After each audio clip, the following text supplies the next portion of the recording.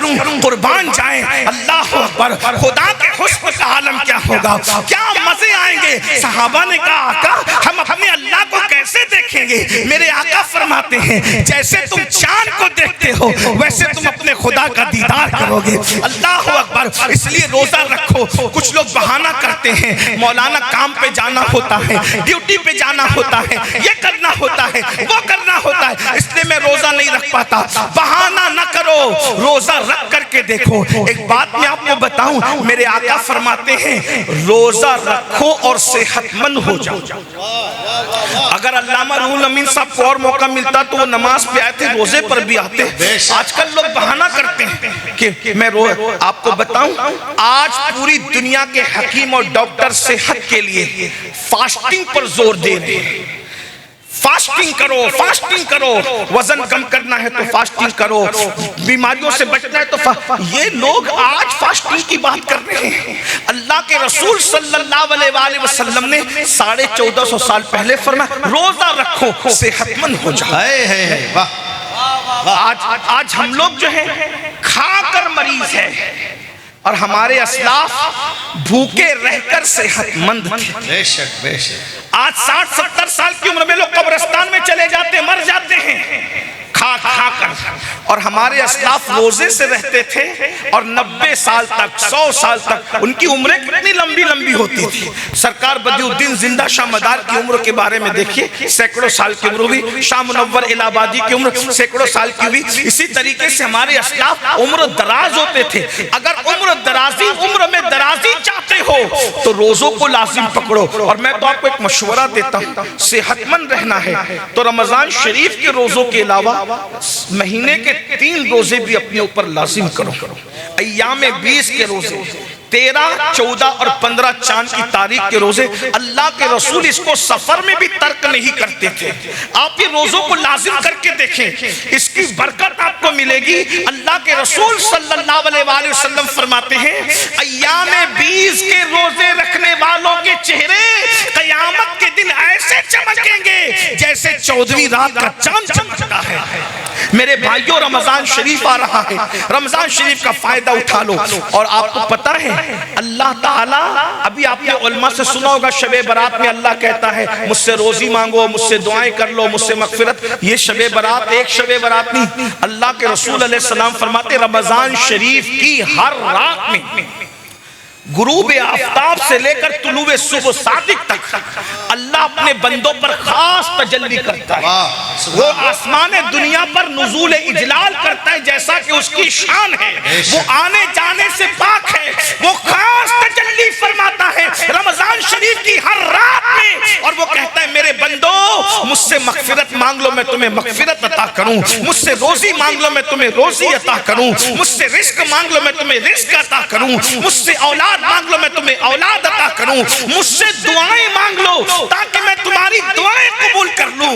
ओ साल भर परेशान रहने वालों, कभी तावीज के चक्कर में, कभी वजीफों के चक्कर में, कभी इसका दर, कभी उसका दर, कभी उसका दर। ऐ मेरी कौम के जवानों, अगर अपनी फूटी तकदीर संवारना है, अगर अपनी बिगड़ी तकदीर संवारना है, अपना सोया हुआ मुकद्दर संवारना है, अल्लाह के रसूल के जरिए ऐलान कराया जा रहा है मेरे बंदों मुझसे दुआ कर लो, मैं तुम्हारी दुआ को कबूल करूंगा। अरे जरा गिड़गिड़ा करके देख लो, रोजी रमजान शरीफ में मांग कर देख लो। साल भर तक कुशादगी न हो तो फिर हमारा दामन पकड़ना, क्योंकि हमें अपने नबी की जबान पर यकीन है। अल्लाह अकबर। लेकिन अफसोस की बात यह है रमजान शरीफ की रातों में जागते तो हो लेकिन इबादत नहीं करते, गिड़गिड़ाते नहीं। बल्कि आजकल तो ऐसा हो गया इफ्तार और सहरी के मौके पर रमजान के प्रोग्राम के नाम पर पड़ोसी मुल्कों ने इतनी बातें फैलाई है कि जो ऐन दुआ और इबादत का वक्त होता है लोग टीवी का मुंह पकड़ के बैठ जाते हैं। बताइए, मैं मजहबी प्रोग्राम देखने का मुखालिफ नहीं हूं, लेकिन जो इबादत का वक्त है तुम टीवी का मुंह पकड़ के बैठते हो, मोबाइल का मुंह पकड़ के बैठते हो। अरे इफ्तार और सहरी के वक्त जब रोजेदार दुआ करते हैं तो अल्लाह के 70,000 फरिश्ते तुम्हारी दुआओं पर आमीन कहने के लिए उतरते हैं।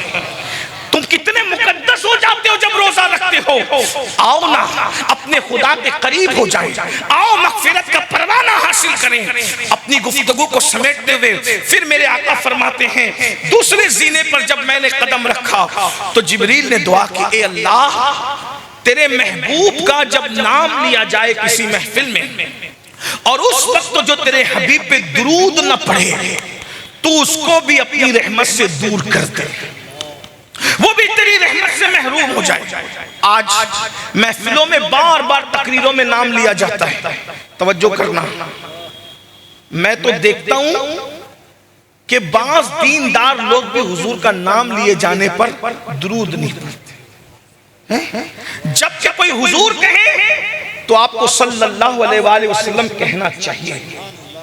बार बार कहो, हर बार कहो हुजूर अलैहिस्सलाम। कोई सरकार हुजूर की तरफ निस्बत करके कहे तुम कहो सल्लल्लाहु अलैहि वसल्लम, हुजूर कहे तुम कहो सल्लल्लाहु अलैहि वसल्लम। शर्माओ मत, इसलिए कि दुरूद वो अमल है, हर अमल के मरदूद होने का खतरा है, मगर दुरूद कभी मरदूद नहीं है, दुरूद हमेशा मकबूल है। बुजुर्गों ने फरमाया, जिस इबादत के रास्ते जाओगे खतरा है कि रद्द कर दिया जाए, मगर दुरूद के दरवाजों से जाओगे तो अल्लाह ताला तुम्हें कबूलियत का शरफ अता कर देगा। इसलिए दुरूद को लाजिम पकड़ो। और महफिलों में तो नारा लगाने में सबकी आवाज निकलती है, लेकिन दुरूद पढ़ने में आवाज नहीं निकलती। दुरूद को क्या समझा? अल्लाह के रसूल अलैहिस्सलाम फरमाते हैं, जो मुझ पर दुरूद पढ़ना भूल गया वो जन्नत का रास्ता भूल गया। लोग हमसे कहते हैं हुजूर के दीदार का कोई वजीफा है, मैंने कहा दुरूद से बड़ा कोई वजीफा दीदार रसूल का नहीं। लोग कहते हैं मदीने मुनव्वरा जाना है, दौलत नहीं है। ऐ मेरी कौम के जवानों, कोई दौलत से मदीने नहीं जाता, बल्कि हुजूर की इज्जत से मदीने मुनव्वरा जाता है, हुजूर की अता से जाता है। जिसे चाहा दर पे बुला लिया, जिसे चाहा अपना बना लिया, ये बड़े करम के हैं फैसले, ये बड़े नसीब की बात है। अगर मदीने मुनव्वरा जाना चाहते हो, कसरत से दुरूद पढ़ा करो। एक बात बताऊं, जबान में तासीर होगी, दुरूद पढ़ो, चेहरे चमकेंगे, दुरूद पढ़ो, औलाद फरमा बरदार होगी, दुरूद पढ़ो, मुसीबतें टलेगी, दुरूद पढ़ो। ये काम कोई काम बिगड़ने नहीं देता, बिगड़ी भी बना देता है। सबना में मोहम्मद, हुजूर का नाम लिया करो, हुजूर पे दुरूद पढ़ा करो, कम से कम 500 मर्तबा हर उम्मती जरूर दुरूद पढ़ा करे। पता है आपको 500 मर्तबा दुरूद पढ़ने में सिर्फ 10 मिनट लगते हैं। सल्लल्लाहु अलैहि वसल्लम, ये मुख्तसर सा दुरूद शरीफ है, 10 मिनट में हो जाता है। और अगर 1000 बार दुरूद पढ़ोगे ना तो मेरे आका फरमाते हैं 1000 मर्तबा दुरूद पढ़ने वाला, उससे पहले उसको मौत नहीं आएगी जब तक कि वो मेरा दीदार न कर ले, जब तक कि जन्नत में उसका ठिकाना उसको बताना दिया जाए। मेरे भाइयों, क्यों किसी की गिबत करते हो, क्यों किसी की चुगली करते हो, क्यों किसी का जिक्र करते हो? अपनी महफिल में किसी और का जिक्र करने की बजाय अपने महबूब का जिक्र किया करो। आपको पता है सुल्तान महमूद गजनवी, उनके इंतकाल के बाद बरसों बाद उनकी कब्र खुली तो कफन भी मैला नहीं हुआ था। तो लोगों को पता चला ये बादशाह होकर उस वक्त तक सोता नहीं था जब तक 1000 मर्तबा मुस्तफा जान रहमत पे दुरूद नहीं पढ़ लेता था। याद रखना, जो कसरत से दुरूद पढ़ेगा उसका कफन भी मैला नहीं होगा, जो कसरत से दुरूद पढ़ेगा उसकी कब्र की मिट्टी उसके जिस्म को नहीं खाएगी। दुरूद पर तो बहुत सी बातें हैं। एक वाकया मुझे याद आता है, मदीने मुनव्वरा जाने के शायकीन इसको गौर से सुने, ये बहुत पुराना नहीं, अभी माजी करीब का वाकया है। गुजरात की सरजमीन पर, मौलाना गुजरात से आए हैं, इसलिए गुजरात की सरजमीन पर एक आशिक़ रसूल रहता था, बड़ा गरीब था, बड़ा मुफलिस था। याद रखना, इश्क़ रसूल वो दौलत है जो सिर्फ मालदारों को नहीं मिलती बल्कि गरीबों को भी मिला करती है। इश्क़ रसूल वो दौलत है जो सिर्फ खूबसूरतों को नहीं मिला करती, कम खूबसूरत लोगों को भी मिल जाया करती है। इश्क़ रसूल वो दौलत है जो सिर्फ पढ़े लिखे लोगों को नहीं मिलती, अनपढ़ लोगों को भी मिल जाया करती है। एक बात और अर्ज़ कर दूं, इश्क़ रसूल सिर्फ मुत्तकी लोगों को मिला नहीं करती बल्कि इश्क़ रसूल वो दौलत है कभी कम मुत्तकी लोगों को भी मिल जाती है। और याद रखना, जिसे इश्क़ मुस्तफ़ा मिल गया उसे खैर कसीर मिल गया। इश्क़ से बड़ी दुनिया की कोई दौलत है ही नहीं। बल्कि ये सुन ले, जो आशिक़ रसूल बन जाता है वो फरिश्तों के आगे निकल जाता है। की हदे परवाज खत्म हो जाती है, कभी कभी आशिक उसके आगे निकल जाता है। ये तो अपना अपना है हौसला, ये तो अपनी अपनी उड़ान है। कोई थके रह गया पाम तक, कोई कोई कशा से गुजर गया। हुजूर पे दुरूद पढ़ा करो। वो संग तराश था, संग तराश समझते हो यानी पत्थर तराशने वाला। दुरूद शरीफ की किताब है जिसका नाम दलाइलुल खैरात है, उसको पूरी दलाइलुल खैरात ज़बानी याद थी। वो दुरूद पढ़ता था और कैसे जब भी कोई काम शुरू करता था तो पहले दलाइलुल खैरात का एक चैप्टर, एक सबक, एक बाब, उसको 7 हिस्सों में तकसीम किया गया है। बाज सूफिया ने उसको 8 हिस्सों में, बाज ने उसको 7 हिस्सों में। बहुत खूबसूरत से गए उसमें दुरूद शरीफ के। अल्लाह वाले अक्सर उसको विर्द में रखते हैं। मैं अपने बुजुर्गों से गुजारिश करूंगा, हालांकि मैं इनका छोटा भाई, इनका नालैन बरदार हूँ, उलमा से कहता हूँ बहुत मसरूफ रहते हैं, हो सके तो दलाइलुल खैरात शरीफ को अपने ऊपर लाजिम कर लो। सिर्फ 10 मिनट लगते हैं एक चैप्टर पढ़ने में, और जब आप पढ़ने के आदी हो जाते हैं तो कभी 6 और 7 मिनट में भी निपट जाता है। दुरूद शरीफ की किताब दलाइलुल खैरात को अपने वजीफे, इस किताब को पढ़ने वाले वली बने, बहुत बड़ी चीज है ये, बहुत बड़ी चीज। मेरे भाई, जिस दुरूद को पढ़ने से शहद की मक्खियां कड़वे कसीले फूलों को शहद में तब्दील कर देती है, उस दुरूद की बरकत से हमारा कौन सा मसला हल नहीं हो सकता। हुजूर से अपने रिश्ते को मजबूत करना है तो दुरूद पढ़ो, दुरूद दुरूद दुरूद। बल्कि शेख मुहक्किक अब्दुल हक मुहद्दिस देहलवी कहते हैं दुरूद के रंग में इतना रंग जाओ कि सोते रहो तो भी तुम्हारा दिल दुरूद पढ़ता रहे। दुरूद के फजाइल कभी खत्म नहीं हो सकते। दुरूद फिर दुरूद है, दुरूद सिर्फ दुरूद है। एक बार दुरूद की तरफ आकर के देखो, दुरूद शरीफ पढ़ कर देखो तो वो संग तराश था। पत्थर तराशने से पहले रोजाना हर एक चैप्टर, दूसरा पत्थर तराशना, दूसरा चैप्टर पढ़ा, दूसरा बाप पढ़ा, तीसरा पत्थर तराश, वो पढ़ता रहता था, पत्थर तराशता रहता। और उसको जब दुरूद पढ़ता है ना तो आदमी हुजूर याद आता है, और जब हुजूर याद आते हैं, हुजूर कब याद आते हैं, मैं अक्सर कहता हूं पहले वो हमें याद करते हैं फिर वो हमें याद आते हैं। सिल्लीगुड़ी वालों, वो तो हमें हमेशा याद ही करते हैं।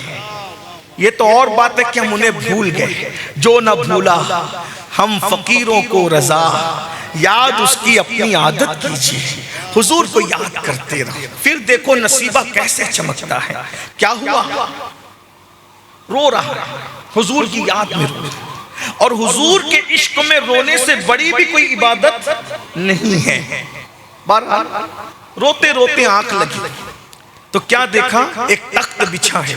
अल्लाह के रसूल उसके ख्वाब में तशरीफ लाए और उससे कहते हैं, ए नौजवान, मेरे गुंबद का किंगरा टूट गया है, तुम आओ और आकर उसको तामीर करो। ये दीवाना जैसे ही ये हुजूर की तरफ से दावत सुनता है ख्वाब में, आंख खुल जाती है और पूरा घर खुशबू से मुअत्तर था।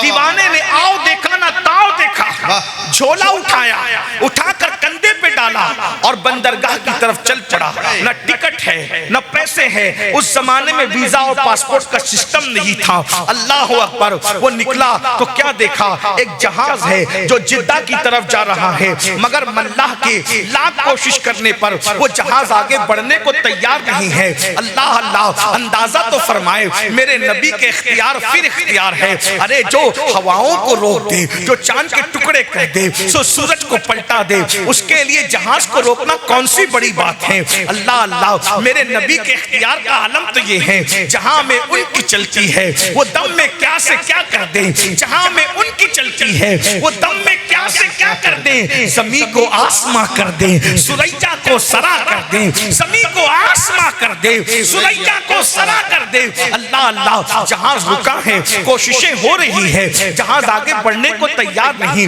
अल्लाह अकबर। इस दीवाने को बोझल कदमों से लोगों ने जहाज की तरफ आता देखा। मल्लाह ने कहा कि कोई नूरानी सूरत वाला एक अल्लाह का फकीर मालूम होता है, इसीलिए शायद जहाज नहीं चल रहा है। उससे पूछा किधर का इरादा इरादा है, उसने कहा मदीने जाना है। जहाज जिद्दा जा रहा था, उसने कहा मदीने जाना है। आशिकों की तबीयत यही है, काबे का नाम तक न लिया, तैबा ही कहा। जिसने कहा था मुझसे कि नुहजत किधर की है, उसके तुफैल हज भी खुदा ने करा दिए। असले मुराद हाज़री उस बात दर की है, मदीने जाना है, मदीने जाना है। आओ बैठो। जैसे ही जहाज के अंदर उस आशिक को बिठाया, थोड़ी सी हरकत पर जहाज चलने लगा। अब जरा तवज्जो करना, आशिक सर झुकाकर बैठा है। दिन तेजी के साथ गुजरते नहीं है, इसलिए कि हिज्र के लम्हात बहुत जल्दी नहीं गुजरा करते, वस्ल के लम्हात बहुत तेजी से गुजरते हैं। आप जानते हैं, हम जैसे गिरे पड़े लोग मदीने मुनव्वरा जाते हैं तो दिल चाहता है कि उड़ करके चले जाएं। वो तो बहुत बड़ा आशिक था, वो तो सच्चा आशिक रसूल था, उसके लिए बहुत बार हो रहा था। बहरहाल जिद्दा के करीब जब जहाज पहुंचा, इसको ख्याल आया सबको उसके मौलिम लेने आएंगे। मेरा तो कोई मौलिम ही नहीं है, मुझे कौन लेने आएगा। लेकिन जैसे ही जहाज से उतर रहे थे, हैरत हुई कि मदीने मुनव्वरा के गवर्नर, मदीने मुनव्वरा के खलीफा वहां पर मौजूद है और हर आने वाले से पूछते हैं, गुजरात से संग तराश तुम हो, गुजरात के संग तराश तुम हो। गुजरात के सब लोग बढ़ते जाते हैं, आखिर ये झोला लेकर फटे पुराने कपड़े पर अल्लाह अकबर, अल्लाह का फकीर आशिक रसूल दुरूद पढ़ते निकला।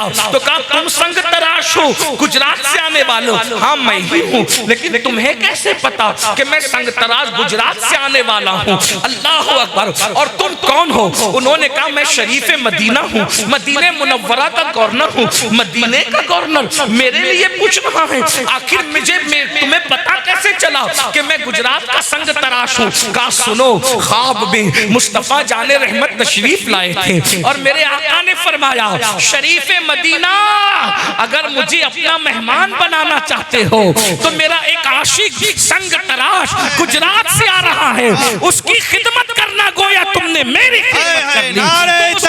मेहमान बनाना गोया कि तुमने मुझे अपना मेहमान बना लिया। अल्लाह अकबर। आशिक सोच रो पड़ा, मैं तो सोच रहा था मुझे जिद्दा से कौन ले जाएगा, मगर वारे मुस्तफा जाने रहमत तुम्हारी मेहमानी पर कुर्बान, तुम्हारी शान मेजबानी पर कुर्बान। वक्त के ताजदार को एक फकीर के लिए साहिल समुंदर पे खड़ा कर दिया और उसके बाद शरीफ मदीना पूरे ठाट बाट के साथ उस आशिक रसूल को मदीने मुनव्वरा ले जाता है। ये खा ले, ये कर ले, वो कर ले, कुछ नहीं, मैं जिस काम के लिए आया हूँ उसी काम से मुझे जाना है। क्या काम से आए हो? हुजूर ने फरमाया मेरा किंगरा टूट गया है, गुंबद का तुम्हें तामीर करना है। अरे करोड़ों उम्मतियों में किंगरे की तामीर के लिए निगाह किस पे पड़ रही है? दुरूद पढ़ने वाले आशिक पे पड़ रही है, हुजूर के डंके बजाने वाले आशिक पे पड़ रही है। अल्लाह अकबर। वो फिर आशिक रसूल गुस्ल करता है, अपने फटे पुराने कपड़े पहनता है और साजो सामान लेकर गुंबद की तरफ चढ़ता है। हाय हाय, हजारों अख्ताब व अब्दाल निगाहों से जिस गुंबद को बोसा देते हैं, उस गुंबद पे चढ़ने का शरफ जिसे नसीब हो रहा है, वो गुजरात का एक मामूली सा संग तराश है। अंदाजा तो फरमाए, कमर में रस्सी बांधकर वो चढ़ा, उसके बाद उसने गुंबद का किंगरा तामीर किया। सब इंतजार में खड़े थे, चलो आएंगे तो खिदमत करेंगे, आएंगे तो मेजबानी करेंगे, आएंगे तो मेहमान नवाजी करेंगे। लेकिन जब किंगरा तामीर हुआ, वो गुंबद पे लिपट गया, उसकी गर्दन ढलक गई। लोग इंतजार कर रहे थे, आओ तो खिदमत करें, आओ तो खिदमत करें। जब देर तक कोई आवाज न आई तो खादिमों को ऊपर चढ़ाया गया, तो लोगों ने बताया इसकी तो रूह कफ़से उनसरी से परवास कर चुकी है।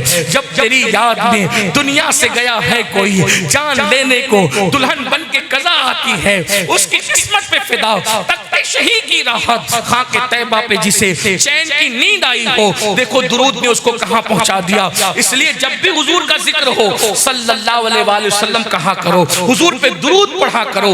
वाजिब कितनी मर्तबा है, फर्ज कितनी मर्तबा है, मैं इसमें नहीं उलझाना चाहता। मैं तो कहता हूँ हम इश्क के बंदे हैं, जब जब यार का नाम लिया जाए तब तब हुजूर पे दुरूद पढ़ा जाए, जब जब यार का नाम लिया जाए हुजूर पे दुरूद पढ़ा जाए। तीसरी और आखिरी बात अल्लाह के रसूल फरमाते हैं, जब मैं तीसरे जीने पे मैंने कदम रखा तो जिब्रील ने कहा या अल्लाह जो अपने माँ बाप में से किसी को बुढ़ापे में पाए, एक को या दोनों को, और उनकी खिदमत करके वो अपने ऊपर जन्नत लाजिम न कर ले, तो उनको भी अपनी रहमत से दूर कर दे। हुजूर फरमाते मैंने उस पे भी आमीन कहा। आज माँ बाप मसला कश्मीर बने हुए, माँ बाप की तरफ तवज्जो नहीं है, माँ बाप की अहमियत भी नहीं है, माँ बाप से ताल्लुक भी कल्बी नहीं है, बल्कि हालात ये हैं अगर पिकनिक पर जाना हो, पार्टी में जाना हो, दोस्तों के साथ खेल कूद के लिए जाना हो, कॉफी पी रहे हैं, चाय पी रहे हैं, खाना खा रहे हैं, तो हर दोस्त तो अपनी जेब से पैसे निकालता है या कार्ड निकालता है, मैं बिल दूंगा, मैं बिल दूंगा, मैं बिल दूंगा। और जब माँ बाप दवाखाने में और हॉस्पिटल में एडमिट होते हैं तो चारों भाई आपस में लड़ते हैं, पांचों भाई आपस में लड़ते हैं, तू बिल देगा, तेरी माँ नहीं है, तू बिल देगा, तेरा बाप नहीं है। आपसे पूछता है, जो माँ बाप जन्नत थी तुम्हारे लिए, आज उन माँ बाप से तुम दूर हो। जन्नत को जंगलों में जलसों में तलाश करने वालों, जन्नत ना जंगलों में मिलेगी ना जलसों में मिलेगी, जन्नत तो तुम्हारे घर में तुम्हारे माँ बाप की शक्ल में मौजूद है। वाह वाह, बेशक। मैं चंद दिनों पहले सौराष्ट्र गुजरात के इलाके में गया था। वहां के लोग सैयदों से बहुत प्यार करते हैं। वो बिल्कुल बॉर्डर का जो इलाका है, बाड़मेर वगैरह का इलाका, कई फुट दूर जूते और चप्पल उतार कर फिर सैयदों से मिलने आते हैं और बगैर नजर के कोई नहीं मिलता। मैं खुश हुआ, लेकिन मैंने उनसे कहा, जितने जूते चप्पल उतार करके तुम हमसे मुसाफा कर रहे हो, हाथ चूम रहे हो, पैर चूम रहे हो, मैं दुआ देता हूँ अल्लाह तुम्हारी नस्लों को आबाद रखे, लेकिन जो रवैया हमारे साथ है, क्या यही रवैया तुम्हारा तुम्हारे माँ बाप के साथ भी है? वाह वाह वाह वाह। अभी अल्लामा रूहुल अमीन साहब तशरीफ लाए, अल्लामा नज़ीर साहब, ये सैयद मुफ्ती सैयद अहमद कबीर साहब और भी उलमा हैं, हम भी आए, मौलाना सिद्दीक साहब, अल्लामा सिद्दीक साहब भी। आपकी सबकी तमन्ना ये है, एक बार मुसाफा जी, एक बार मुसाफा, हाथ चूमना है। मैं इस पे कभी लोगों को मना भी नहीं करता, ठीक है। वैसे हाथ चूमने के बड़ी तारीखें, निशानात हाथों पर मौजूद हैं, मुझे उस पर गुस्सा भी नहीं। और मैं तो कहता हूं बुजुर्गों के हाथ चूमने का मौका मिले तो चूम लो, क्योंकि इमाम हसन बसरी के एक बादशाह ने हाथ चूमे थे, अल्लाह ने सिर्फ हाथ चूमने पे उसको जन्नत दी। लेकिन मैं यहाँ आपसे, सिलीगुड़ी वालों और अपने नौजवानों से, अपनी माएँ और बहनों से पूछता हूँ कि आप सैयदों के हाथ चूमने के लिए, उलमा के हाथ चूमने के लिए एक दूसरे पे गिर पड़ते हो, मगर यहाँ जितने उलमा बैठे, अगर मैं गलती करूं तो ये मेरी इस्लाह करेंगे, सही कहूं तो मेरी तायीद करेंगे।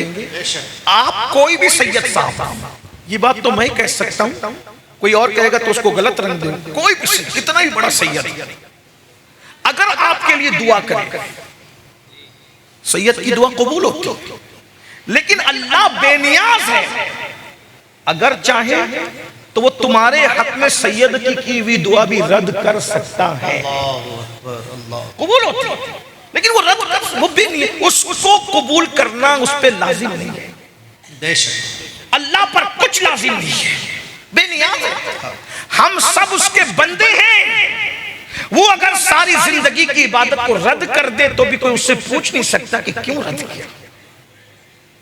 कितना भी बड़ा वली, मैं ये बात उलमा की मौजूदगी में, मुफ्तियों की मौजूदगी, मुफ्तियाने किराम की मौजूदगी में कह रहा हूं, फिर ये कह रहा हूं, इनको हक है मेरी इस्लाह करने।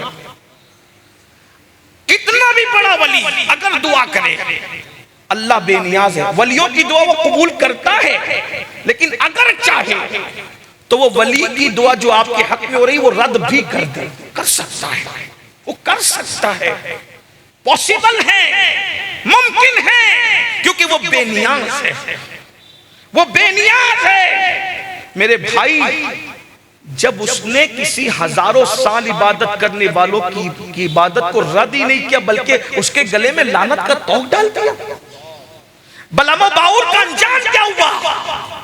मेरे भाई गौर करो, सोचो, अपने माँ बाप को सताने वालों, माँ बाप को तकलीफ पहुंचाने वालों, माँ बाप का दिल दुखाने वालों, माँ बाप को अजियत देने वालों, किसी की भी दुआ, बड़े से बड़े बुजुर्ग, बड़े से बड़े सज्जद, बड़े से बड़े पीर की दुआ अल्लाह कबूल ही करता है, लेकिन अगर चाहे तो रद्द कर दे। लेकिन अल्लाह के सच्चे रसूल ने फरमाया, जब तुम्हारे माँ बाप तुम्हारे लिए दुआ करते हैं तो अल्लाह माँ बाप की दुआ को औलाद के हक में कभी रद्द नहीं करता, कभी रद्द नहीं करता। ये मौलाना ज़ीशान जैसे नाज़िम हजरात जब हम लोग स्टेज पर आते कहते हैं इनके चेहरे को देखो तो इबादत का सवाब, इबादत है। मैं कहता हूं अगर जो गुमान किया है वाकई हम वैसे नेक हैं तो इबादत का सवाब मिलेगा, वरना मिंबर पर सर झुकाकर मक्कारी कर रहे हैं और कमरे में जाके गड़बड़ कर रहे हैं तो क्या इबादत का सवाब मिलेगा? नमाजों में सोते पड़े तो क्या इबादत का सवाब मिलेगा? जन्नतियों को देखकर इबादत का सवाब मिलता है, जहन्नमी और बेअमल लोगों को देख करके इबादत का सवाब तो नहीं मिलता है। ये बात तो है ना, तवज्जो करना, बहुत ध्यान से सुनना। कोई कितना भी मेकअप करके आए मिंबर पे, आप उसको देख करके अगर चले वो वाकई नेक भी है तो सवाब जो मिलेगा वो उतना ही मिलेगा, जितना मिलेगा मिलना उतना मिलेगा। लेकिन वो माँ बाप जिनके सीधे साधे चेहरे जिस पे झुर्रियां पड़ी है, कोई मेकअप नहीं, कोई साबुन नहीं, कोई फेस वॉश नहीं, लेकिन और फिर यहां इबादत का सवाब तकवे की बुनियाद पे है। अगर तकवा नहीं है तो इबादत का सवाब नहीं मिलेगा हमें देखकर, नमाज नहीं है तो इबादत का सवाब नहीं मिलेगा हमें देखकर।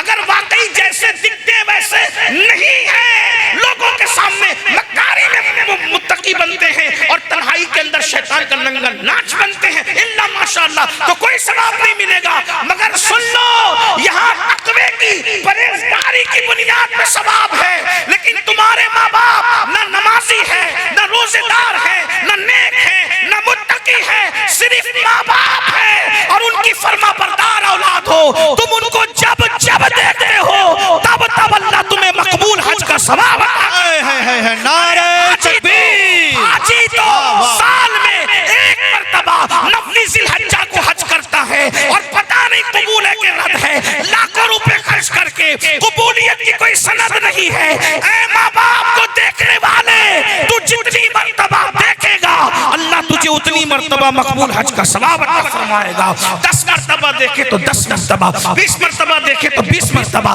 100 मर्तबा देखे तो 100 मर्तबा। अफसोस अपने माँ बाप के पास बैठने के लिए तुम्हारे पास टाइम नहीं है, वक्त नहीं है। दोस्तों के पास घंटों बैठते हैं और माँ बाप इंतजार करते हैं मेरा बेटा या मेरी बेटी आकर मेरे पास 10 मिनट तो बैठे। बैठते हो अपने माँ बाप के पास? नहीं बैठते। और एक बात आप सुन लें, हम बच्चे थे जितनी जरूरत हमें अपने माँ बाप की थी, बुढ़ापे में उतनी ही जरूरत हमारे माँ बाप को हमारी होती है। माँ बाप को कुछ मत दो, सिर्फ जाके बैठ भी जाओ ना तो उनका दिल बड़ा हो जाता है, उनके हाथ चूम लो तो उनका सीना 56 का हो जाता है।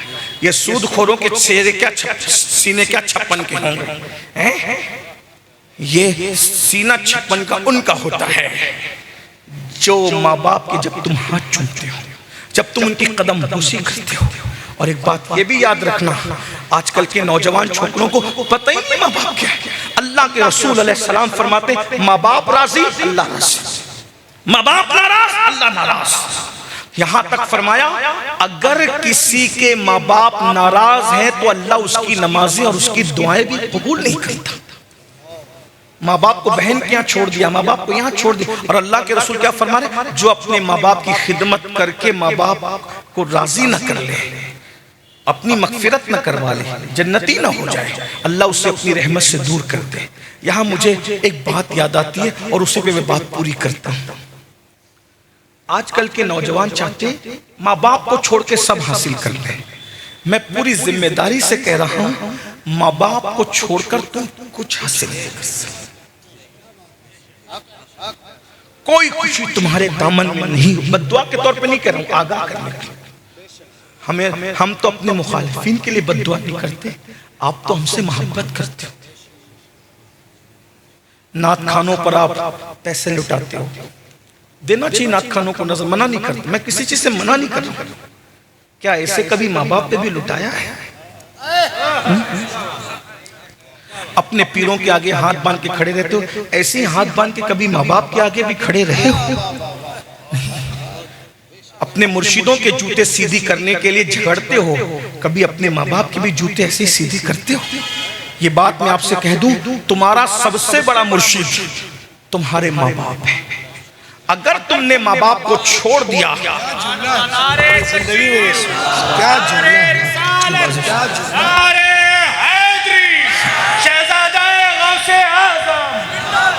मेरे भाई, अपने माँ बाप के तुम जूते कभी सीधे नहीं करते। अपने माँ बाप पीरों को बुलाओगे तो देसी खीने में, देसी घी में खाना पकाओगे। पकाओ, मुझे मना नहीं, मैं मना नहीं कर रहा हूँ किसी चीज पे। लोग बुरा मान, मैं क्यों मना करूंगा? मैं कहता हूँ वो भी करो, लेकिन पहले नंबर पे तुम्हारा सबसे बड़ा पीर तुम्हारे माँ बाप है। अगर आपने किसी के मुरीद नहीं हुए, एक बात याद रखना, अगर पीर कामिल नहीं है तो वो आपको खुदा तक नहीं पहुंचा सकता। लेकिन माँ बाप कामिल ना भी हो, ना मुत्तकी है ना परहेजगार है, अगर वो दुआ कर दे, पीर के खुदा तक पहुंचाने के लिए कामिल होना जरूरी है। लेकिन माँ बाप बेनमाजी है, शराबी है, जुआरी है, कुछ भी है, उनकी दुआ लग गई तो जहां तक पीर नहीं पहुंचा सकता, उसके आगे तुम्हें माँ बाप की दुआ पहुंचा सकता। मैं अपनी पूरी गुफ्तगू का जिम्मेदार अकेला हूं, मैं अपनी पूरी जिम्मेदारी से अर्ज कर रहा हूं। याद रखना, माँ बाप को घर का कचरा समझने वालों, आज माँ बाप मस्जिद के सीने पे बैठकर भीख मांग रहे हैं। आज माँ बाप सड़कों पर भीख मांग रहे हैं। मुसलमानों, मुस्तफा जाने रहमत के उम्मतियों का ये हाल हो गया कि वो कुत्तों को तो बिस्तर में लेके सो रहे हैं और माँ बाप की खटिया को घर के बाहर कर दिया है। अल्लाह अकबर। जिस दिन तुम्हें माँ बाप की अहमियत समझ में आएगी, उस दिन ये चेहरे रुखसत हो चुके होंगे। आज ये फकीर बेनवा के दिल की सदा है। तकरीर तो आप सुन चुके अल्लामा साहब से, मैं कोई मुकर्रिर ही नहीं हूँ, ये सिर्फ एक फकीर बेनवा की आवाज है। अपने माँ बाप की कद्र कर लो। लोग हमसे कहते हैं मेरे अब्बा नेक नहीं है तो मैं क्या करूं? अब्बा के नेक होने की वजह से ताजीम नहीं है, अब्बा के अब्बा होने की वजह से ताजीम है, अम्मा के अम्मा होने की वजह से ताजीम है। और याद रखना, अगर तुम उनका पाखाना भी धुला दो तो भी तुम उनका हक अदा नहीं कर सकते। एक सहाबी आए और आकर अर्ज करते, या रसूल अल्लाह सल्लल्लाहु अलैहि वसल्लम, मेरी माँ इतनी बीमार है कि मैं माँ का पाखाना धुलाता हूँ, क्या मैंने माँ का हक अदा कर दिया? मेरी माँ ने बचपन में मेरा पाखाना धुलाया, मैंने बुढ़ापे में माँ का धुला दिया, बराबरी हो गई। मेरे आका ने मुस्कुरा के कहा, माँ में और तुम में फर्क ये है, जब माँ तुम्हारा पाखाना धुलाती थी तो दुआ करती थी अल्लाह इसकी उम्र दराज कर, और जब तुम लोग बुढ़ापे में माँ बाप का पाखाना धुलते हो तो दिल से दुआ करते हो बहुत बीमार है, अल्लाह इसको उठा ले। दोनों की सोच में फर्क है। याद रखना, माँ बाप बिस्तर पे हो, हंसने की बात नहीं मेरे जवानों, माँ बाप बिस्तर पे हो, तुम्हारे लिए बहुत बड़ी नेमत है।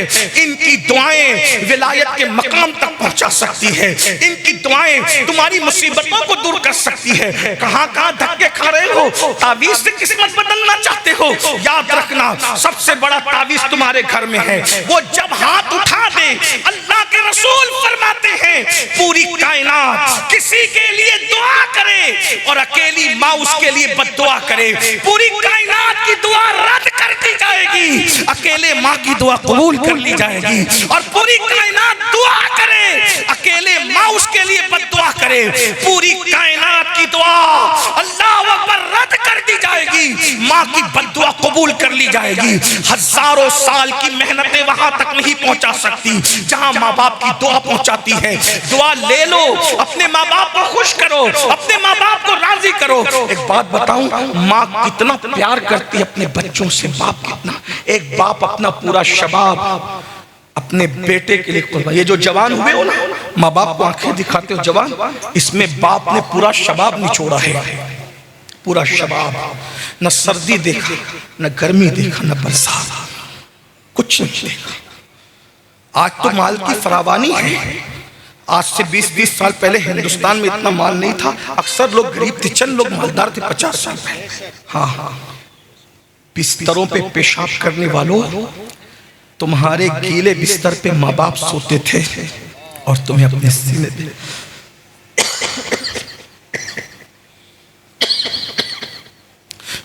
सीने पे सुलाते थे।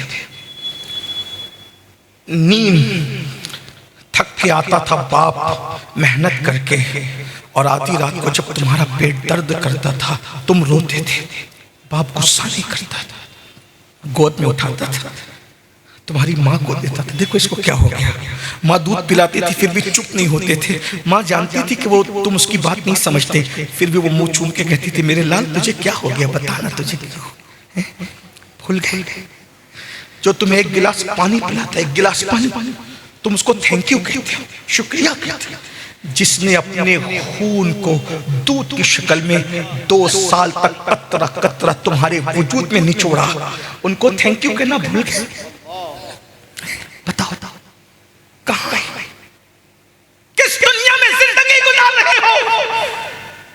आज कहते हो रिश्ते नहीं आते, माँ की दुआ से खुदा मिलता है, रिश्ता क्या चीज है। खुश तो करके देखो अपने माँ बाप को, अपने माँ बाप को राजी तो करके देखो। और मैंने देखा, ये मेरा तजुर्बा है, सबको राजी करना मुश्किल है, अल्लाह रसूल को राजी करना और माँ बाप को राजी करना बहुत आसान है, बहुत आसान। इनके कदम तो पकड़ के देखो, इनके पास बैठो ना, एक माँ को ऐसा लगता है जैसे मैं मलिका बन गई हूं जब उसका बेटा उसके गोद में सर रख कर थोड़ी देर लेटता है। तुम्हें बड़े बड़े अलकाबात अच्छे लगते हैं, सर, हजरत, किबला, काबा, याद रखना सारे अलकाबात में दिखावा हो सकता है, सारे अलकाबात जरूरत के तहत हो सकते हैं। लेकिन एक बात मैं सच्ची कहूँ, पूरे हिंदुस्तान भर में, हिंदुस्तान के बाहर भी लोग पता नहीं क्या क्या कहते हैं, सब सुनकर दिल को तसल्ली नहीं होती। लेकिन जब घर जाते हैं ना, एक मर्तबा माँ बेटा कह के पुकारती है, सारे अलकाबात का हुस्न उस एक लफ्ज़ बेटा के अंदर सिमट कर आ जाता है। और एक बात याद रखना, जिस दिन ये बेटा कहने वाली आवाज न रहेगी, तुम तलाश करोगे, तुम ढूंढोगे, तलाश करोगे मेरे अजीज, मेरे भाई, तुम तलाश करोगे। बल्कि उस वक्त तो तुम दुआएं करोगे, काश कि अम्मी ख्वाब में दिखती तक नहीं, मगर फिर वही चेहरे कदरे नेमत बादे ज़वाल, जब ये चेहरे मट्टी में मिल जाएंगे, कभी ख्वाब में भी नजर नहीं आएंगे। आज इनकी कदर कर लीजिए। मैं आपको खुदा का वास्ता दे के कहता हूँ और अपनी बात को आखिरी हैसियत देते हुए अर्ज़ करता हूँ, मुझे नहीं पता मेरी बात आपको कितनी पसंद आएगी या नहीं, लेकिन मेरी हैसियत आपके मेज़बान की नहीं, आप मेरे मेहमान नहीं, आप मेरे लिए मरीज की हैसियत रखते हो। डॉक्टर न मरीज की पसंद की दवा देता है, न अपनी पसंद की, वो ज़रूरत की देता है। मैं बस आखिरी इतनी बात कह कर के जा रहा हूँ, मेरे जवानों, अच्छी तरह याद रखना, एक वक्त तो आएगा तुम अपनी माँ को ज़रूर याद करोगे, तुम अपने बाप को ज़रूर याद करोगे, उनकी मोहब्बतें। और एक ये भी सुन लो, अल्लाह के रसूल अलैहिस्सलाम ने फरमाया, कमा तदीनु तुदान,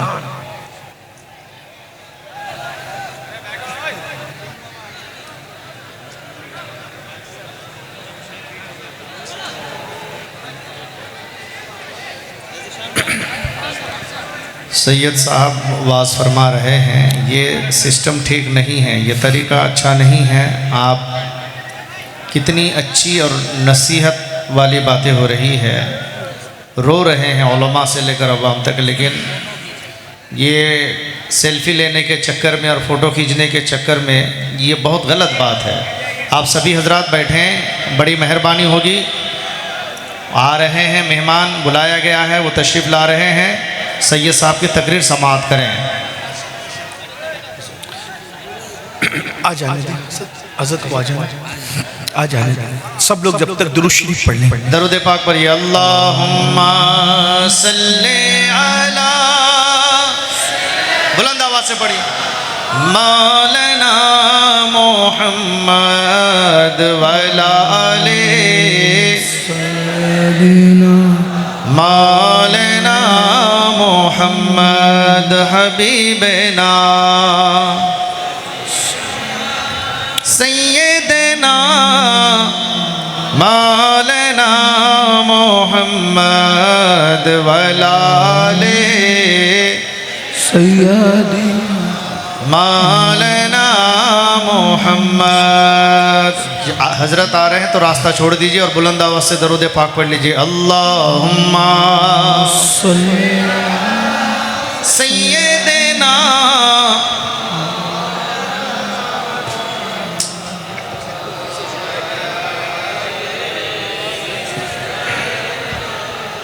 मौलाना मोहम्मद हबीबना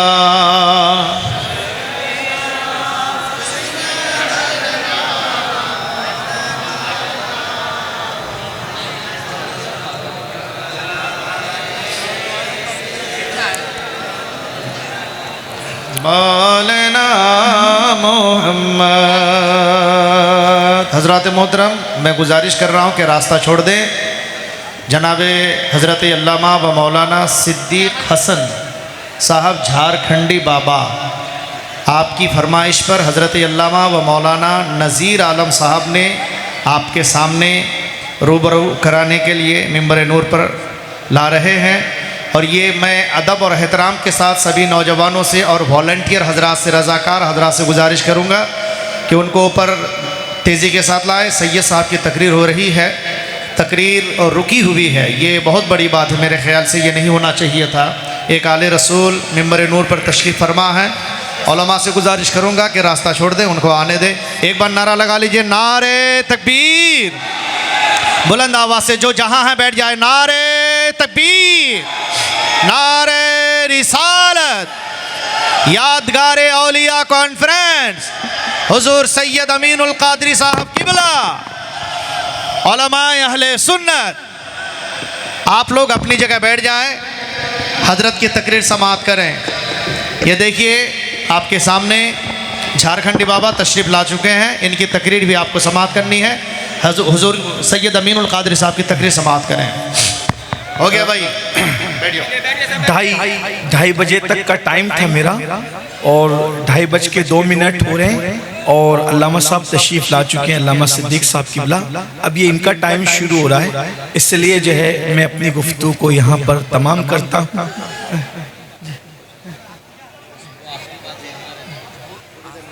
अच्छा, एक बार सब दुरूद शरीफ पढ़ लें, रब दुरूद शरीफ पढ़ें सब लोग।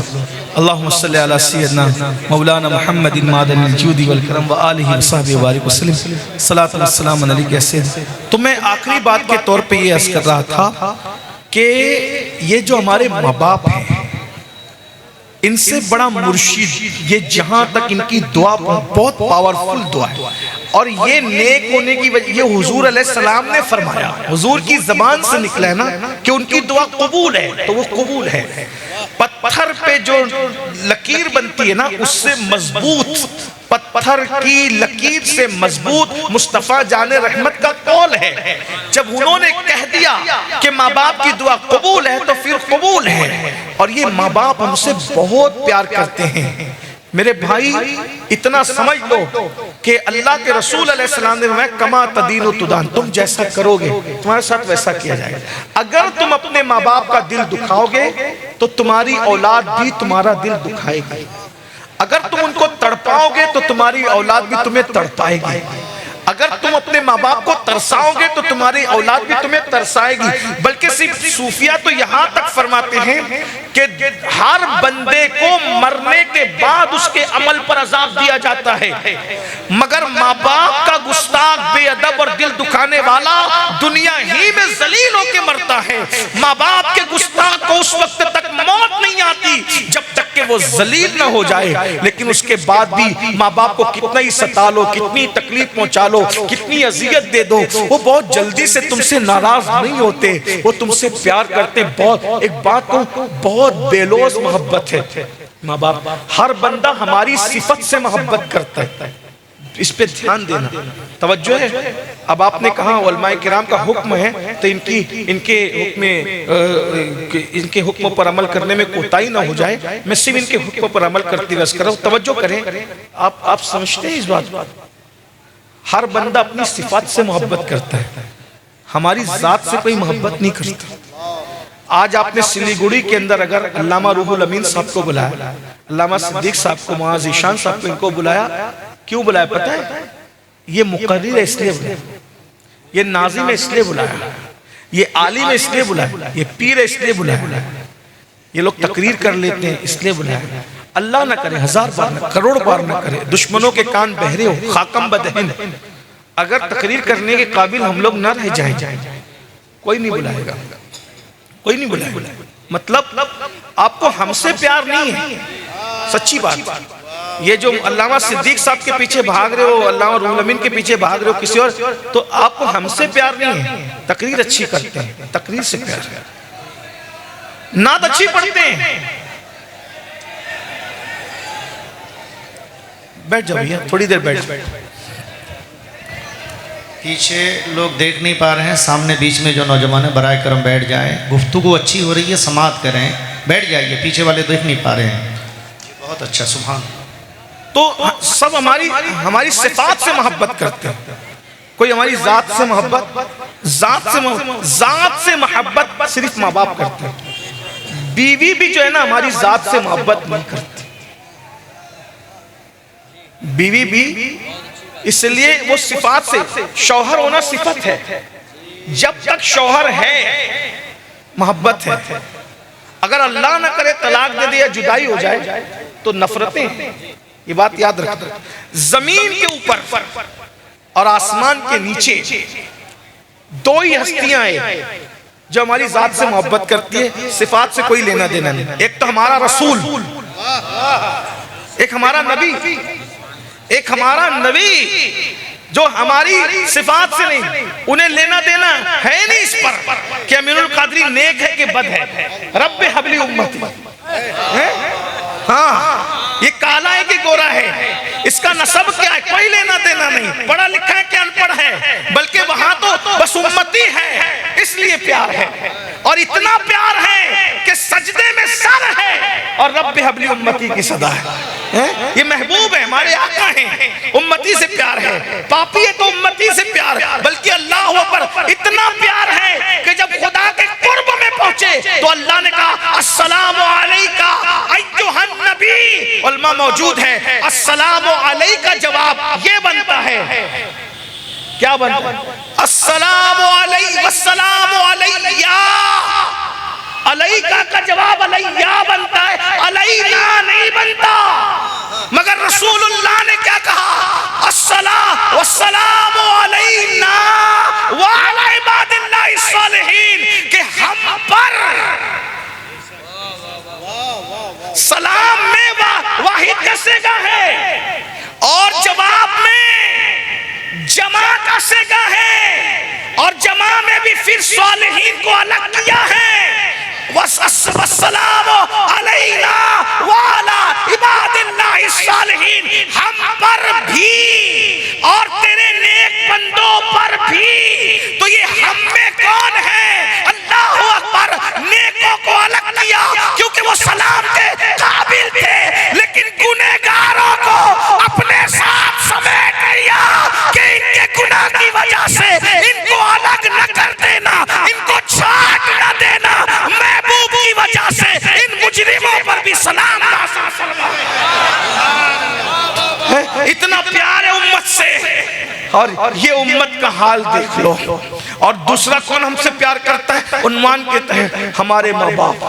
जब हम मुकर्रिर नहीं थे तो भी वो हमसे प्यार कर रहे थे, हम नातखा नहीं थे तो भी हमसे प्यार कर रहे थे, गलाजत दुला रहे थे तो भी प्यार कर रहे थे, नाक बह रही थी तो भी प्यार कर रहे थे, बिस्तर में पेशाब कर रहे थे तो भी प्यार कर रहे थे। अब आप मुझे बताएं ना, अगर आज किसी मुकर्रिर की नाक बह जाए ना, समातों पे गिरा गुजर रहा होगा, लेकिन बहुत बुरी बात करके बहुत अच्छा फलसफा समझाने की कोशिश। इसलिए समातों में बार मैं ऐसी बात नहीं करता, लेकिन इसके लिए मुझे थोड़ा नीचे उतरना पड़ेगा, वरना हमारे यहाँ मसलक ये है, सूफिया का मसलक, कि हमें अबे कहने से भी मना किया गया।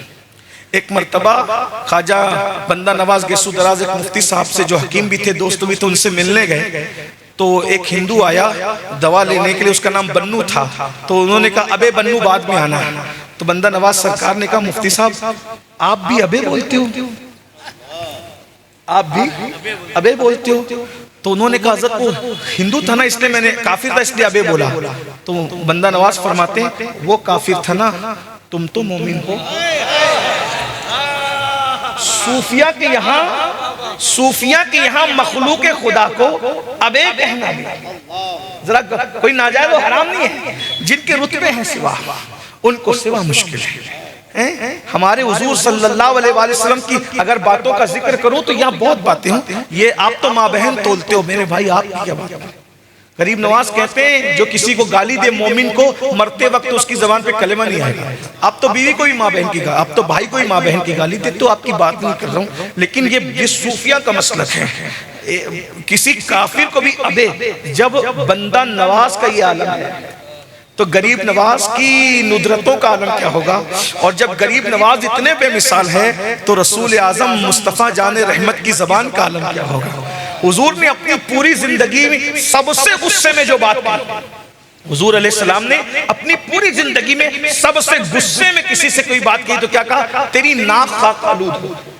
क्या कहा, तेरी नाक खाक आलूद हो। एक अजीज ने मुझसे कहा कि हुजूर ये क्यों कहते थे तेरी नाक खाक आलूद हो। मैंने कहा मुझे जो समझ में आता है वो ये है, और भी बातें हो सकती है मगर हम इश्क के बंदे हैं। मुझे कि तुझे अल्लाह सजदे की इतनी तौफीक दे कि तू जमीन के ऊपर नाक रख करके सजदा करे तो तेरी नाक उसकी वजह से खाक आलूद हो जाए। उस वक्त तो मुसल्ले तो थे नहीं ना, मानी और भी बनते हैं, लेकिन बस हम इश्क के बंदे हैं। बात ये है, आपको पता है हमारे बुजुर्गों का हाल ये था, हमारे बुजुर्गों की शान ये थी। बहरहाल तो अर्ज क्या कर रहा था कि हम अगर किसी आलिम की नाक निकल है तो लोग उसको अच्छा नहीं समझते, लोग मुंह फेरने लगते। बल्कि तकरीर में पसीना ज्यादा निकले और ऐसे कपड़े पहने हो कि जिसमें पसीना दिखता है तो भी लोगों को घिन आती है। ये बात याद रखना आप। हाँ, आप मुझे बताएं, इतने बड़े मनसब पे फायज होकर सिर्फ नाक निकला है और पसीना निकला है तो हमें घिन आने भी चाहिए, तबीयत की नजाफत होती है, अच्छी बात है। लेकिन हमारे माँ बाप तो हमारी गलाजतों के बाद भी, पाखाने के बाद भी हमसे प्यार कर रहे थे। तो सारी दुनिया आपकी सिफात से प्यार करती है और आप उन पे फिसल रहे हो, और जो सिर्फ आपकी जात से प्यार करते हैं। और वो रिश्ता कुदरत ने इतना मजबूत बनाया है, दोस्त में झगड़ा हुआ दोस्ती टूट गई, बीवी से इख्तिलाफ हुआ तलाक हुआ रिश्ता टूट गया, पीर से बया तोड़ दी रिश्ता टूट गया, मुकर्रिर से बातचीत बंद हुई रिश्ता टूट गया, इमाम मस्जिद से फारिग हो गया रिश्ता टूट गया। लेकिन ये माँ बाप है, माँ बाप नाराज हो तो भी रिश्ता नहीं टूटता, मर जाए तो भी रिश्ता नहीं टूटता। अगर कोई किसी के बारे में वो तेरा, अरे वो फुला था ना, वो अब्दुल रहमान तक चला गया, इमाम साहब के बारे में कुछ कहा, लेकिन माँ बाप से कितने भी नाराज हो क्या कहेंगे, मेरे माँ बाप ऐसे, मेरे माँ बाप। यानी माँ बाप का रिश्ता ऐसा है, ये टूट ही नहीं सकता, ये बहुत मोहब्बत करते हैं। आखिरी बात जो कह रहा था उसको समझ ले, फिर बात खत्म होती कि आप माँ बाप को छोड़कर कुछ भी कर ले, आपको कोई खुशी नहीं मिलेगी, अल्लाह तक नहीं मिलेगा। बस इस सिलसिले में जो आखिरी बात दर्द दिल के तौर पे पहुंचाना है उसका माहौल बन गया। मैं इंतजार इसी का कर रहा था, आप थोड़ा सा बेचैन हुए थे। सुनिए, हमारी जमात में, हमारे बुजुर्गों में, सूफिया में एक बहुत बड़े बुजुर्ग हैं, सुल्तानुल आरिफीन हजरत सैयदुना बायजीद बुस्तामी रहमतुल्लाह अलैह। सुन ले इस पर। हजरत बायजीद सैयदुत ताइफा ताउसुल उलमा हजरत जुनैद बगदादी फरमाते हैं कि वलियों की कायनात में बायजीद को वो मकाम अल्लाह ने अता किया है जो फरिश्तों की कायनात में अल्लाह ने जिब्रील अलैहिस्सलाम को अता फरमाया। हमारे यहाँ वलियों के सूफिया ने मुख्तलिफ तबके बताए। सैयदी आला हजरत इमाम अहले सुन्नत ने 28 दर्जे बताए विलायत के, बाज लोगों ने 100 बताए, बाज ने 70 बताए। जितने भी हो सब ने अपने अपने तजर्बे के हिसाब से बताया है ना। तो मगर इतना जरूर है कि कुछ मनसब हैं, विलायत में एक मंजिल आती है, विलायत में एक मंजिल आती है, उसको मकाम हुजूरी कहते हैं। विलायत में एक मंजिल आती है, आप इसको शायद इस इस्तिलाह को सूफिया की ना समझ सकें, लेकिन उसको समझाने के लिए इतना समझ लें कि ये जो मकाम हुजूरी है सूफिया के नजदीक, उसमें बंदा जिधर नजर उठाता है उधर यार का जलवा उसको नजर आता है। बायजीद बुस्तामी बचपन ही में वली बन गए थे, लेकिन दिल में लालच ये थी कि मुझे मकाम हुजूरी मिले, यानी मैं जिधर नजर करूं उधर यार का जलवा नजर आए। मेरे इमाम ने भी इस तरह इशारा किया है, जब फना फिर रसूल बंदा होता है, वही जलवा शहर बशहर है, वही अस्ल आलमे दैर है, वही लैर है, वही बैर है, वही पाठ है, वही धार है, उन्हीं की बू माये समन है, उन्हीं का जलवा चमन चमन है, उन्हीं से गुलशन महक रहे हैं, उन्हीं की रंगत गुलाब में है, वही है अव्वल, वही है आखिर, वही है जाहिर, वही है बातिन, उसी के जलवे, उसी से मिलने, उसी से उसकी तरफ गए थे। मुख्तलिफ मकाम पर उन्होंने जिक्र किया है। जब बंदा फनायत में जाता है तो क्या होता है, तो वो चाहते थे कि मुझे मकाम हुजूरी मिल जाए, यानी जिधर नजर करूं उधर यार नजर आए। माँ थी, बूढ़ी हो गई थी।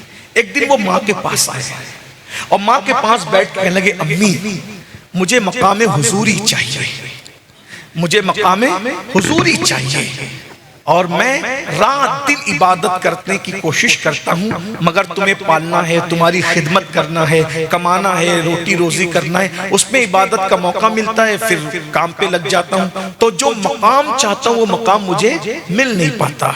अगर माँ तुम इजाजत दो तो मैं जंगल में चला जाऊं, रात दिन अल्लाह अल्लाह करूं, इबादत करूं, तो मुझे मकाम हुजूरी मिल जाएगा। माँ का जवाब था, बेटा माँ तो औलाद की हर खुशी के लिए कुर्बानी देती है, अगर तुमको ऐसा लगता है कि मुझे छोड़कर तुम्हें अल्लाह मिल जाएगा, तो मेरी तरफ से इजाजत है, तुम चले जाओ।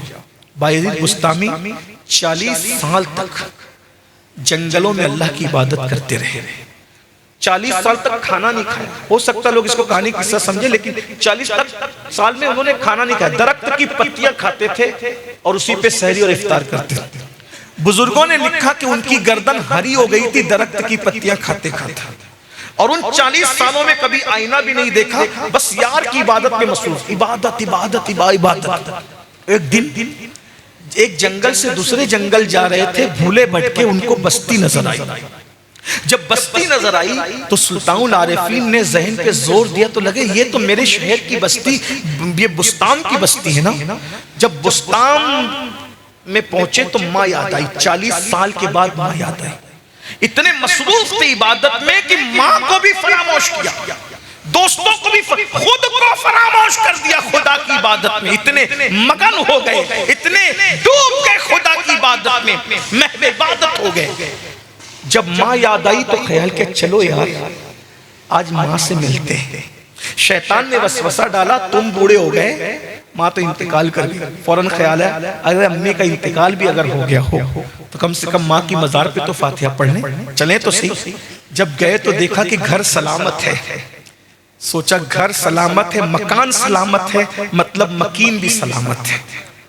सोचा अम्मी से मिल लूं, दस्तक दूं। फिर ख्याल आया, बायजीद तुमने बचपन से आज तक कभी माँ को नींद से नहीं उठाया, अब माँ को नींद से उठा के माँ को दुख मत दो, उसकी नींद में खलल मत करो, तौहीन मत करो। बैठो, माँ के जगने का इंतजार करो। बायजीद बैठ गए सुल्तानुल आरिफीन, और बैठ के माँ के जगने का इंतजार करने लगे। तो एक ख्याल आया, 40 साल हो गए माँ से जुदा हुए, माँ बूढ़ी हो गई, मैं बूढ़ा हो गया तो माँ तो और बूढ़ी हो गई। बुढ़ापे की वजह से अगर माँ मुझे पहचान न सकी तो मैं कैसे साबित करूंगा कि मैं ही बायजीद तेरा बेटा हूं, कैसे बताऊंगा। सोचा बचपने के कुछ वाकयात बताऊंगा, ये बताऊंगा, वो जो भी। इसी तरद्दुद और मखमसे में माँ बेदार हुई। जब माँ के कदमों की आहट सुनी, बायजीद खड़े हुए और जैसे ही 40 साल पुराने अंदाज में घर के दरवाजे पे 2 हाथ मारे, अंदर से आवाज आई, एक भर्राई हुई आवाज, बायजीद तू आ गया, बायजीद तू आ गया। दरवाजा खोला, बायजीद की आंखों में आंसू थे टप टप। बायजीद तुम तो सोच रहे थे 40 साल के बाद माँ पहचानेगी कि नहीं पहचानेगी, तेरी माँ ने तो आज तक तेरे दस्तक के अंदाज को भी फरामोश नहीं किया बायजीद। माँ तो दस्तक का अंदाज भी जानती है। दरवाजा खुला, माँ को यकीन नहीं आ रहा था कि मेरा बेटा आ गया। माँ बच्चा बेटा कितना भी बड़ा हो जाए, बूढ़ा हो जाए, माँ के सामने तो वो बच्चा ही रहता है। माँ ने उसी बचपने के अंदाज में दोनों गाल पकड़े और गाल पकड़ के बेचैनी से कहा, तू आ गया भाई यजीद? हाँ माँ मैं आ गया। तू आ गया? हाँ माँ मैं आ गया। भाई यजीद तू आ गया? हाँ माँ मैं आ गया। जब माँ को यकीन हो गया कि मेरा बेटा आ गया, यकीन तो नहीं आ रहा था, कई बार में जब यकीन आया मेरा बेटा आ गया, तो माँ ने बड़ी सादगी से कहा, मेरे लाल क्या हाल कर रखा है? माँ खुदा की इबादत में ये मस्ती हो गई। माँ ने फौरन पूछा, जिस मकाम को पाने गए थे क्या वो मकाम मिल गया? मकाम हुजूरी पे फाइज हो गए आप? बायजीद ने कहा, नाकामी के जज्बे के मिले जुले लहजे में कहा, नहीं माँ, नहीं माँ, जो मकाम चाहता था वो मकाम नहीं मिला, नहीं मिला, नहीं मिला। कितने साल हुए? मत 40 साल में मैंने अनाज नहीं देखा, आईना नहीं देखा, रात दिन इबादत में रहा और अभी तक वो मकाम नहीं मिला। मैंने कहा 40 साल हो गए और ये मकाम तुम्हें नहीं मिला? नहीं माँ नहीं मिला, बस इतना सुनना था। माँ की ममता, अल्लाह अकबर, माँ की ममता जज्बे में आई और माँ की ममता के जज्बात, और माँ ने निगाह आसमान की तरफ उठाई। बेटे के गाल हाथों में है, बेटे का चेहरा हाथों में है, निगाह आसमान की तरफ है और आंखों में आंसू लेके कहती है, मौला मेरा बेटा तुझे पाने के लिए कितनी मेहनत कर रहा है, 40 साल जंगलों बियाबान में गुजारा है। मौला जो मकाम चाहता है वो मकाम अता कर दे। बस ये 2 जुमले निकलने थे। बायजीद कहते हैं, खुदा की इज्जत की कसम, सारे हिजाबात उठ गए और मकाम हुजूरी नसीब हो गया।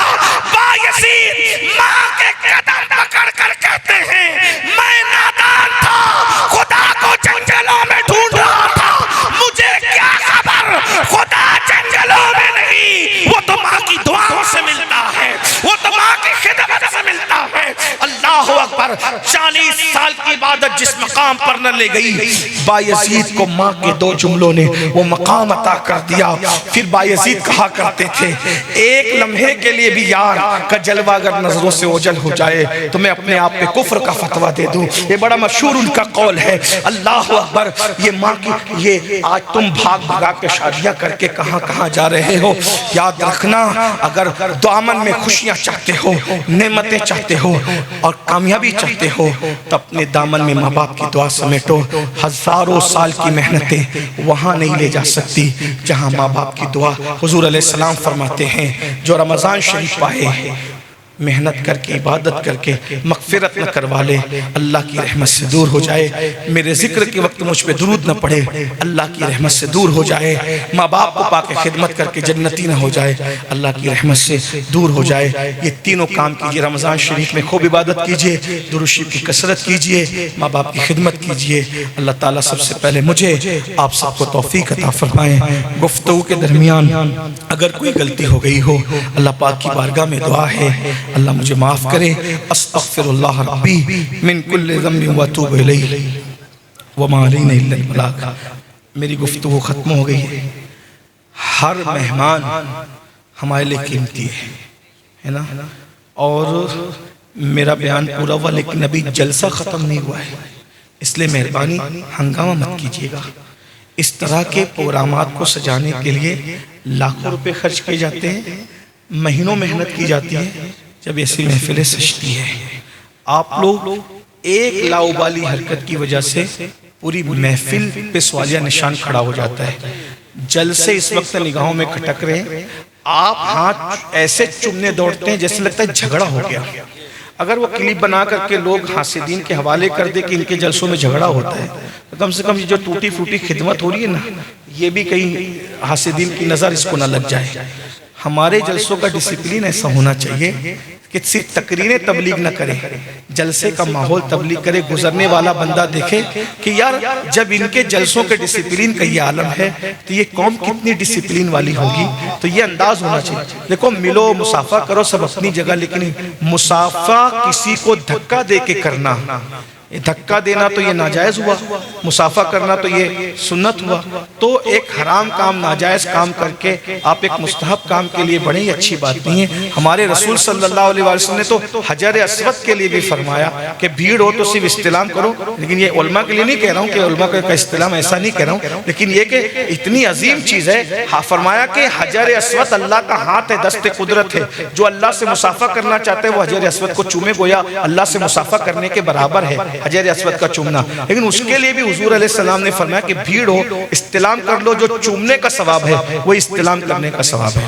तो अगर अल्लामा रूहुल अमीन साहब से आपको मुसाफा करने का शौक हो, निगाहों से बोसा दीजिए चेहरों का, निगाहों से बोसा दीजिए चेहरे का। और आज आपके लिए टास्क ये है, आज के लिए टास्क ये, मुझे मिलना बहुत पसंद है क्योंकि उलमा फरमाते हैं, सैयदी आला ने फतावा रज़विया शरीफ में लिखा जहाँ 40 मोमिन जमा हो उनमें एक अल्लाह का वली होता है। तो मैं सोचता हूँ यार किसी बैठे हुए 40 में से कोई जो अल्लाह का वली होगा वही मुसाफा कर ले तो मुझ पर भी जहन्नम हराम हो जाएगी, मेरा काम बन जाएगा। मैं खुद भी चाहता हूँ, लेकिन एक बात यह है आज मैं आपसे किसी से मुसाफा नहीं करूँगा। क्यों? मैं आपको टास्क दे रहा हूँ, काम दे रहा हूँ, वर्क दे रहा हूँ आपको, और होमवर्क दे रहा हूँ। क्या? हाँ सुनिए सुनिए, आप सुनिए, आपको आज मुझसे मुसाफा नहीं करना और मैं आप पे पाबंदी लगा रहा हूँ कि हमारे बड़े भाई अल्लामा रूहुल अमीन से मुसाफा आज नहीं होगा। क्यों? आज सिर्फ अपने माँ बाप से मुसाफा होगा। अगर आज आप अपने माँ बाप से जाके मुसाफा करके हाथ चूमते हैं, आइंदा जब आएंगे मुझे बताइएगा कि मैंने माँ बाप के हाथ चूमने शुरू कर दिए, फिर अपना हाथ आपको देंगे। जब तक आप चूमना चाहेंगे हाथ हमारा होगा, कब्जा तुम्हारा होगा। लेकिन आज आप नहीं बोलो, इस पे सब एग्री करते, सब एग्री करते। सिलीगुड़ी वाले वादे के पक्के हैं, वादे के पक्के हैं। मैं चेक करूंगा आज कि क्या वाकई आप वादे के पक्के हैं। अल्लामा रूहुल अमीन साहब बहुत देर से बैठे हैं, इनको इस्तिंजा की हाजत हो सकती है, इसलिए हम दोनों भाई यहाँ से जाएंगे। हाँ, हम दोनों भाई यहाँ से चले जाएंगे। आप लोग देखता हूँ चेक करके, अगर इस एक जुमले पर आपने अमल किया तो मैं समझूंगा कि पूरे जलसे पे आप अमल करेंगे, और इस एक जुमले पे आपने अमल नहीं किया तो फिर आइंदा साल के लिए मौआ नज़ीर जाने आप